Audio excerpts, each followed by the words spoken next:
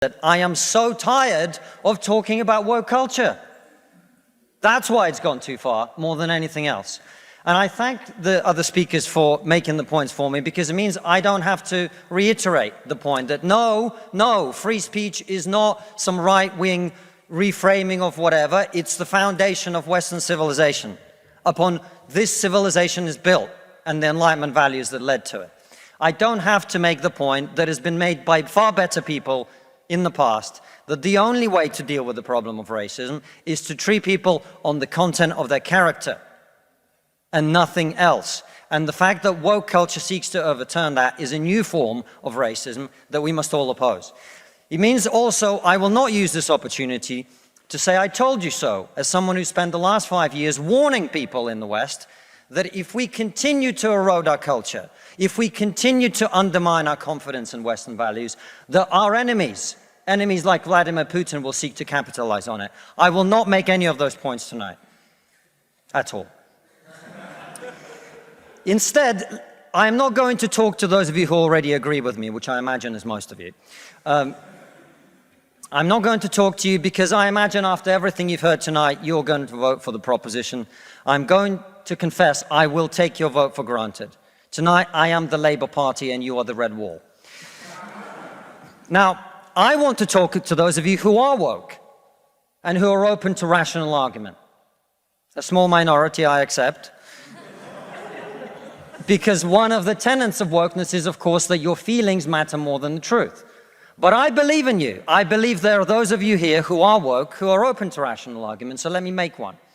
We are told that your generation cares more than any other about one issue in particular, and that issue is climate change. We're told that many of you suffer from climate anxiety. You wish to save the planet. And for tonight, and tonight only, I will join you. I will join you in worshipping at the feet of Saint Greta of climate change. Let us all accept right here, right now, that we are living through a climate emergency and our stocks of polar bears are running extremely low. I join you in this view. I truly do. Now, what are we to do about this huge problem facing humanity? What can we in Britain do? We can only do one thing. You know why? This country is responsible for 2% of global carbon emissions, which means that if Britain was to sink into the sea right now, it would make absolutely no difference to the issue of climate change. You know why? Because the future of the climate is going to be decided in Asia and in Latin America by poor people who couldn't give a shit about saving the planet. No, thank you. No, thank you. It's going to be decided by poor people in Asia and Latin America who don't care about saving the planet. You know why? Because they're poor. Because they're poor. I come from Russia, which is not a poor country, it's a middle-income country. 20% of households in Russia do not have an indoor toilet. What they have is an outdoor toilet. And I don't mean one of those nice portaloos that we get here. I don't even mean a Glastonbury portaloo.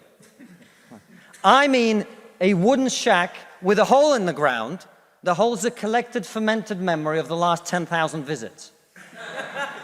How many of you are going to go home tonight and say, let's rip out our bathroom and erect a Siberian shithouse in the back garden? And if you're not, why should they? 120 million people in China do not have enough food. I don't mean that they don't get dessert. I mean they suffer from malnutrition. That means that their immune system is breaking down because they don't have enough food. You're not going to get them to stay poor. Imagine you're Xi Jinping, the leader of China. When you were 10 years old, there was a revolution, a cultural revolution in your country, and people came and they put your father in prison. Your mother had to denounce him. Your sister killed herself. And you, no longer enjoying the protection of your formerly powerful father, were sent to a village where you lived in a cave house. And here you are, decades later.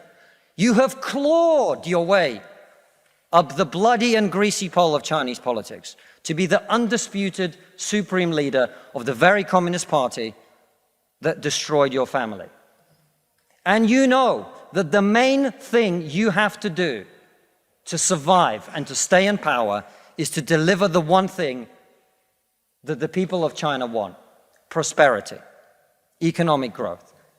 Where do you think climate change ranks on Xi Jinping's list of priorities?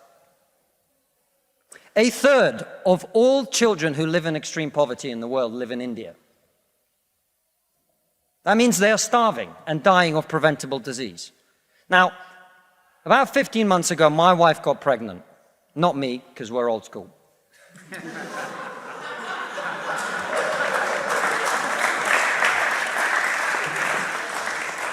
And for 9 months, we talked about what our boy would look like, what he might do when he grows up. We looked at baby scans and videos on YouTube about what the fetus looks like at 9 months and 12 months and 20 months. And eventually he was born. And he is this cute little bundle of joy. He's cuter than about 80% of puppies. Right? Now, if you said to me that I had a choice, either my son had a serious risk of starving or dying from a preventable disease in the next year, or I could press a button and he would live. He would go to school. He would bring his first girlfriend home. He'd go to university and graduate and become a woke idiot.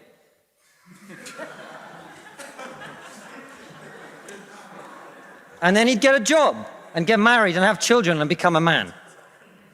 But all I have to do is press this button. And for every day of my son's life, a giant plume of CO2 is going to get released into the atmosphere. Now, you're all very young, and most of you are not parents. Let me tell you something. There is not a parent in the world who would not smash that button so hard their hand bled.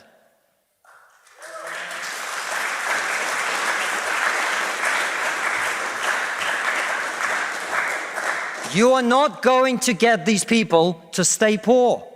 You're not even going to get them to not want to be richer. And so, I put it to you, ladies and gentlemen, there is only one thing we can do in this country to stop climate change, and that is to make scientific and technological breakthroughs that will create the clean energy that is not only clean, but also cheap.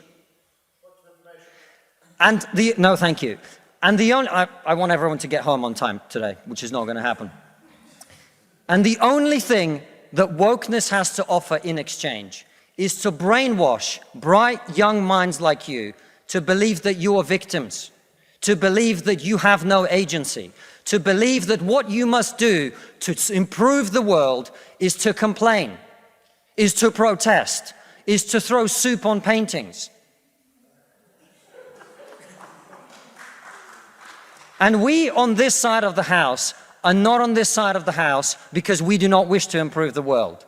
We sit on this side of the house because we know that the way to improve the world is to work, is to create, it is to build.